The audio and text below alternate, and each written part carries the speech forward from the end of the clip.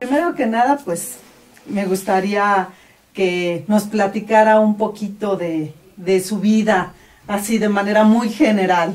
Bueno, nací en la ciudad de Manzanillo y más o menos como a los 2 años y medio mis papás se fueron a vivir a la Ciudad de México y desde entonces viví en esa ciudad y en el Estado de México hasta que me vine a radicar aquí en Celaya, en Guanajuato. Allí en la Ciudad de México cursé mis estudios desde la primaria hasta la universidad en la UNAM como ingeniero químico, y poco tiempo después de eso empecé a trabajar en la industria automotriz, y una vez estando trabajando en la industria automotriz se me ofreció la oportunidad por parte de la empresa que se llamaba en aquella época, no se sigue llamando, Chrysler de México, de estudiar una maestría. Y escogí al Instituto Tecnológico de Monterrey con el campus de la Ciudad de México para hacer esa maestría.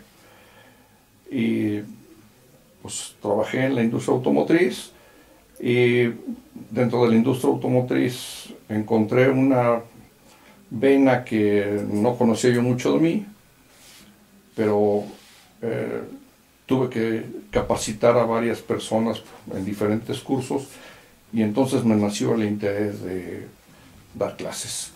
Y pues aquí estamos en la ciudad de Celaya, en la Universidad de Guanajuato, de la cual me siento muy orgulloso de pertenecer al grupo de maestros que tienen la fortuna de dar clases en esta institución de tanto prestigio.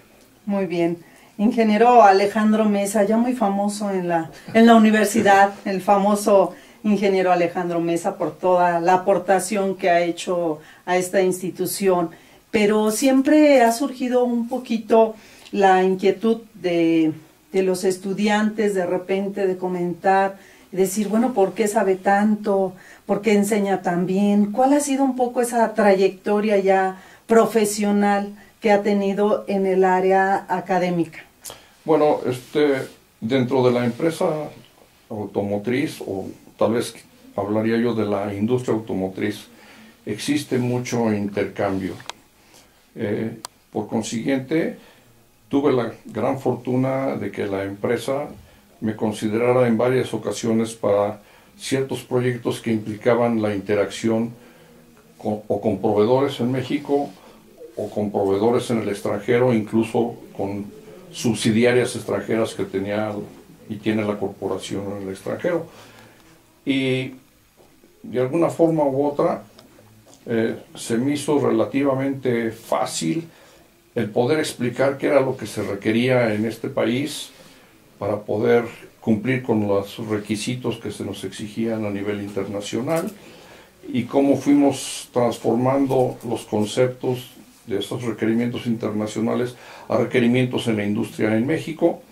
Y pues tuve esa oportunidad y me hacía yo entender bien con otras personas de otros países e incluso otros idiomas, y entonces pues eso es lo que yo he tratado de hacer aquí con los alumnos, ¿no? Intercambiar experiencias, tratar de entenderlos y enfocarlos hacia el hecho de ser profesionistas, pero con una visión un poco global con respecto a las materias y a las disciplinas que se llevan en las diferentes carreras.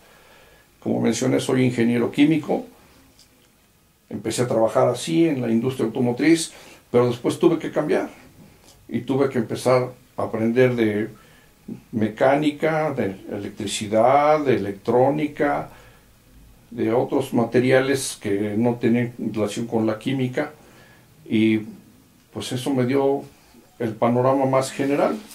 Después me di cuenta de que lo que necesitaba era administración, y entonces por eso estudié la maestría y empecé a aplicar esos conocimientos de la administración en la empresa. Por los mismos contactos que dije y a veces exigencias de la empresa, tuve que relacionarme con otras organizaciones nacionales y extranjeras, y entonces me di cuenta de que el conocimiento de administración se podía complementar no solamente con lo que yo ya había aprendido, sino lo que yo podía obtener de las diferentes administraciones, de las diferentes culturas y de las diferentes maneras de establecer los liderazgos en las empresas. Y eso es precisamente lo que me forzó a mí a tratar de saber más de lo que pasa en esas culturas, saber más de las materias que se tratan en esas culturas o con los diferentes proveedores, ya que no es nomás proveedor de un tipo de producto, sino varios, y me interesó, me puse a aprender, y eso es lo que trato ahora de hacer con los alumnos, ¿no? Que no se encajonen en solamente una especialidad o disciplina, sino que abran la mente para que puedan entrar en diferentes campos, interaccionar con diferentes personas, interaccionar con diferentes culturas, y que todo eso sea parte del aprendizaje y de la puesta en práctica de ese aprendizaje en su vida profesional. Estamos hablando de que básicamente en el caso particular de la Universidad de Guanajuato, usted ha impartido y se encuentra impartiendo materias dentro de los programas de licenciatura. Entonces estamos hablando de chicos pues aproximadamente de 20 a 26 años de edad en promedio. ¿Cómo ve usted esa parte de las nuevas generaciones, la óptica de esas nuevas generaciones hacia la manera en que usted trabajó, la manera en que se desarrolló y la perspectiva que ellos tienen de este proceso de globalización? Bueno, uno de los atractivos que tiene precisamente el hecho de trabajar en un ámbito académico como el de la Universidad de Guanajuato es el hecho de que los alumnos traen ideas y traen pues, a lo mejor hasta costumbres que son totalmente diferentes de las que utilicé yo en mi vida profesional o incluso en mi juventud. Entonces, el tener que actualizarme, el tener que tratar de entender cuáles son las necesidades que tienen ahora los alumnos de esas edades, me fuerza a mí a poner más empeño en el hecho de poder explicar con palabras actuales, aunque sean ideas antiguas, pero con palabras actuales, cuál es la forma práctica de ver esas ideas, y entonces se vuelve atemporal la idea.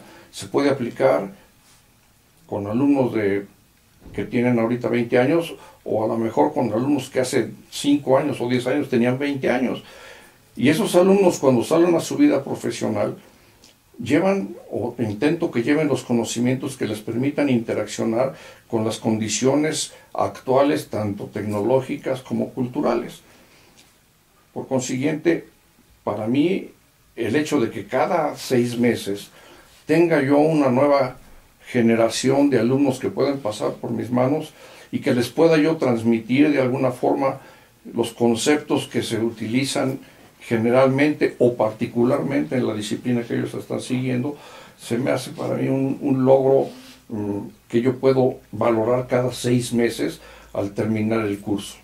Y que los alumnos entiendan y comprendan que lo que yo les enseño no es exclusivamente el aspecto teórico, sino que lo mezclo con el aspecto práctico para que les dé un ejemplo de vida profesional, de los casos que yo pongo, que son casos en los que yo participé o que tuve mucho conocimiento, de todo lo que se requiere para poder enfrentar las diferentes situaciones que presenta la vida profesional. Excelente. Usted habla de la cuestión técnica y de esa parte práctica que buscan los alumnos. Sin embargo, los alumnos no solo ven eso en usted, por lo que ellos manifiestan, sino esa parte humana que usted transmite, que usted cada que imparte una clase no es una clase para ellos, sino es toda una cátedra. ¿Cómo logra mezclar esa parte de la práctica que pareciera algo frío, algo inerte, con esa parte humana que de usted está en dar más allá de lo que cualquier profesor en una clase de 1 hora y media, 2 horas pudiera dar, y usted logra entregarse a los grupos? Bueno, como mencioné, hice una maestría en administración en el Tecnológico de Monterrey y tuve también la suerte de ser una de las primeras generaciones que trabajó con el desarrollo organizacional. El desarrollo organizacional tiene como fundamento la capacitación en el centro, el desarrollo personal en la segunda etapa y el desarrollo organizacional en la tercera etapa. Eso es lo que yo intento hacer con los alumnos. Entonces, el desarrollo organizacional no puede dejar fuera el aspecto humano de las personas y ver nada más el aspecto de rendimiento, sino tiene que ver el aspecto comportamiento. Y eso es lo que trato yo de compaginar en mis clases. No solamente proporcionarles el concepto teórico o técnico de la materia, sino el aspecto humano que lleva el contacto de esas disciplinas con las diferentes personas con las que lidia uno todos los días, ya sea dentro de la empresa o fuera de la empresa. Y si a eso le sumamos el hecho de que he tenido la oportunidad de participar con otras culturas, también me ha hecho aprender la forma en la que a veces esas culturas tratan a las personas. Y entonces se aprende no solamente a tratar de enseñarles a los alumnos cómo tratar con las personas, sino qué otras culturas intervienen en el trato de las personas y cuáles son las experiencias que a mí me han dejado. Lo que yo les platico a los alumnos son mis experiencias y las experiencias que ellos pueden tomar de esa práctica profesional y que en algún momento de su vida la puedan aplicar tanto desde el punto de vista técnico o teórico o desde el punto de vista humano. Si en este momento profesores que ingresaran a la universidad, que estamos hablando de generaciones jóvenes, generaciones que vienen con una gran formación académica, con maestrías, doctorados, postdoctorados, pero que de alguna manera su experiencia en el aula quizás no sea la que usted tiene y se acercaran a preguntarle, a pedirle un consejo de cómo trabajar con los chicos, ¿qué consejo les gustaría dar para tratar de empatizar con ellos, con estas generaciones? Bueno, aquí tengo un poquito de preparación, llamémosle, no específicamente mexicana, es el aspecto de la disciplina. Los mexicanos somos o nos gusta ser indisciplinados. Es más fácil vivir sin la disciplina porque pues, puede uno hacer lo que quiere y cuando uno quiere, etc. Yo creo que los muchachos deben tener esa libertad de hacer las cosas como quieran, pero no cuando quieran. Y ese es el aspecto de la disciplina que yo le diría a un maestro. Sí, déjalos que te digan qué es lo que quieren, pero hay que decirles cuándo es cuando lo tienen que hacer y cuándo es cuando eso que quieren tiene posibilidades de plasmarse en una actividad que sea productiva, no en una actividad que sea exclusivamente de diversión o de entretenimiento. Yo creo que el estudio en una universidad implica una disciplina. El alumno tiene como responsabilidad el estudiar, el aprender, porque cuando ejerza su vida profesional, lo va a tener que hacer forzosamente, va a tener que aprender forzosamente. Y a veces aprender en la vida profesional duele, porque se da uno golpes o se da uno caídas que realmente no esperaba y que a mí me hubiera gustado que en un momento me hubieran dicho, mira, te puede pasar esto. Y eso es lo que yo trato de hacer con mi experiencia, para que los alumnos, si se encuentran en situaciones parecidas o similares a las que yo planteo en mi vida profesional, sepan cuál es la piedra que hay que quitar para no tropezarse con ella. Ese es el concepto. Y eso es lo que le pido a los maestros, que traten de pasarles a los alumnos las experiencias. Si hay maestros que no tienen una experiencia profesional, llamémosle fuera de la universidad, bueno, yo creo que es una forma de tratar de buscar esa exteriorización de esos conocimientos a través de las investigaciones que se puedan hacer y de realmente trabajar en el campo con personas que forman las empresas. Muy bien, ingeniero. En este sentido, si habláramos de que cada profesor que deja huella en esta universidad aporta para que esta universidad trascienda a lo largo de la historia, ¿cuál sería esa huella que le gustaría a usted dejar en los alumnos, aquello que le recordaran en algún momento?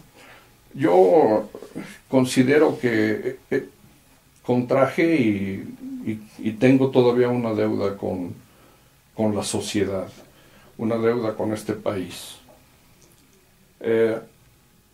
Lo que yo quiero es, la huella que quiero dejar en los alumnos es que no importa dónde uno esté, ya sea en la industria, sea en el comercio, sea en el lado académico, es qué puedo hacer para que la sociedad en la que yo vivo tenga un mejor futuro que el que yo me encontré. Entonces, eso es lo que creo que se debe dejar como huella en los alumnos. Te dejo una herencia, pero mejórala, complétala, auméntala. Y entonces tendrás algo más de lo que yo te pude haber enseñado o te pude haber mostrado. Y entonces, para mí esa es la forma que tengo de decirle a la vida gracias por todo lo que me diste, y eso que me diste ahora se lo voy a transmitir a alguien para que ese alguien tenga dentro de su acervo, de su capital humano, ese conocimiento, esa experiencia, que aunque no las haya vivido, por lo menos sabe que hubo experimentaciones de eso, y a lo mejor las puede volver a concentrar en su solución cotidiana de los problemas, ¿no? ¿Y qué es lo que ha sido, profesor, en algún momento dado, lo que le ha llevado a mantenerse en la docencia, a pesar de que quizás existan situaciones en las que ya no haya tanta necesidad, vamos a decirlo, económicamente hablando, en un caso muy particular de usted, digamos, con todo el trabajo que ha realizado, y que a lo mejor alguien diría, ay, pues ya que esté descansando, o ya que busque algo en que distraerse, que no se esfuerce, que no trabaje? ¿Qué lo motiva a seguir en esta labor? Como mencioné anteriormente, yo considero que esa deuda que contraje desde mi forma personal es el hecho de seguir preparando a la gente. Yo sé que habrá muchos que salgan de esta universidad o de otras instituciones en las que he tenido la oportunidad de enseñar, y que lo que aprendieron de mí lo puedan aplicar. Eso es más gratificante que cualquier cantidad de dinero. Yo gané el suficiente dinero trabajando en la industria de manera profesional, y lo hago esto porque me gusta enseñar. No es por lo que yo cobre a final de mes o a mediados de mes. En realidad eso no tiene ninguna relevancia para mí. La relevancia existe en que el alumno aprenda, en que el alumno practique lo que aprendió y que lo pueda llevar a su vida profesional. Y eso es más gratificante que cualquier cantidad de dinero. Sí. Bueno, pues casi para terminar, primero quiero dejar evidencia en esta entrevista de que he recibido todo eso que dice usted, bueno, de haber sido su alumna a nivel maestría, y constatar que efectivamente lo que dice existe en su práctica diaria docente, y es totalmente congruente, ¿no?, con lo que usted nos menciona. Pero me gustaría, además, lo que usted deja, ¿hay algo en particular que a lo largo de los años en la docencia le haya dejado esas generaciones, o le hayan dejado esos alumnos, y que diga, valió la pena? Como es normal en la vida, hay cosas buenas y hay cosas malas, hay cosas alegres y hay cosas tristes. La alegría para mí de estar en una institución académica implica el hecho de que cada vez que termino de dar mi clase o cada vez que termino el semestre, digo, bueno, creo que cumplí con el objetivo de enseñarles a los alumnos todo lo que sé. Y existe el otro punto. Ahora voy a empezar un nuevo semestre. ¿Qué tipo de alumnos? Y ya no quiero hablar en este sentido exclusivamente de alumnos. ¿Qué tipo de personas me van a tocar tratar? ¿Cómo puedo hacer para que esa persona realmente se lleve el conocimiento y logre yo un cambio en la persona, en sus conocimientos, en sus actitudes? No quiero decir que personalidad, porque es un poco más difícil, pero sí, ¿qué le hizo de lo que aprendió de mí el hecho de cambiar su forma de ver las cosas en su disciplina? Y eso es, sigo diciéndolo, es invaluable desde el punto de vista de satisfacción. Sí. Pues le agradezco muchísimo este espacio y creo que muchos estudiantes y muchas generaciones que todavía tendrán la oportunidad de estar con usted seguirán esa huella que está dejando y esperemos que todavía por mucho tiempo aquí en la universidad siga como ha sido hasta hoy, siendo un profesor ejemplar. Pues yo lo que espero es que algún estudiante se quede en mi lugar en el tiempo en que sea necesario y que realmente pueda continuar en el momento en que yo ya no pueda estar aquí, que pueda continuar con la misma mentalidad de enseñar a los alumnos para tratar de ser mejores. Muchísimas gracias, Gracias a ustedes. profesor. Muchas gracias.